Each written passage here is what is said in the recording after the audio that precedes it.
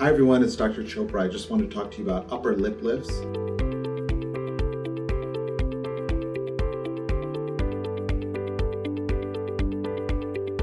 Upper lip lifts are a great procedure.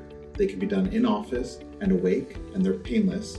Typically, you want your upper lip length to be around 13 to 15 millimeters. Usually when you get to about 18 to 20 millimeters, you're starting to lose dental show when you're speaking or even when you're smiling. Restoring that 1 to 2 millimeters of dental show during conversation can really rejuvenate a person's look. If you look at C-SPAN or watch the news, you look at older politicians, a lot of times you'll see that you can't even see their teeth while they're speaking. The second thing is you'll notice that the upper lip is really long and starts to almost be distracting when you're speaking to that person. Upper lip lifts are a quick outpatient procedure. It can be performed under local anesthesia, or typically I add it on during facelifts. It's better than using filler because when you have a long upper lip and you add more volume, it starts to push the lip outward, and that's where you get duck lips. If you do have a long upper lip, I would recommend seeing me for a consultation. We'll go over exactly what the procedure will entail, and then we can pair it with filler if required, but many times patients don't even need filler afterwards because the lift also everts the lip and shows more of that red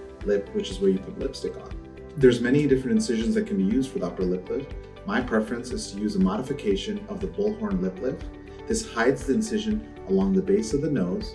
There's no distortion of the alar width or the base of the nose, and scarring tends to be very, very minimal because not only am I removing skin, but I'm tightening the muscles and the ligaments for a tension-free closure. Recovery after the upper lip lift is usually about a week of bruising, which can be covered up with makeup. On day 7, the sutures are out.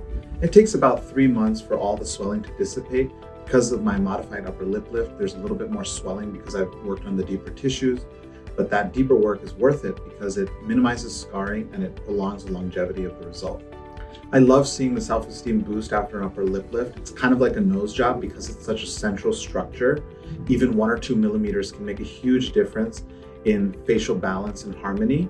So oftentimes I'm combining this with patients who are getting a facelift or a rhinoplasty or any other procedure in the body. Because it's such a short little procedure, I can either do it awake in the office or we can add it on to other procedures. The best age for an upper lip lift used to be older patients, 40s, 50s, 60s. The reason was the scarring used to be unfavorable. Now with the modified upper lip lift that I use and many other plastic surgeons are using around the world, scarring is really not a concern because the tension is on the deeper tissues because of the resuspension of the muscle and the ligaments. Therefore, I'm routinely performing this as a subtle tweak on 20-year-olds, 30-year-olds, in addition to my facial aging population, which tends to be 40s and above.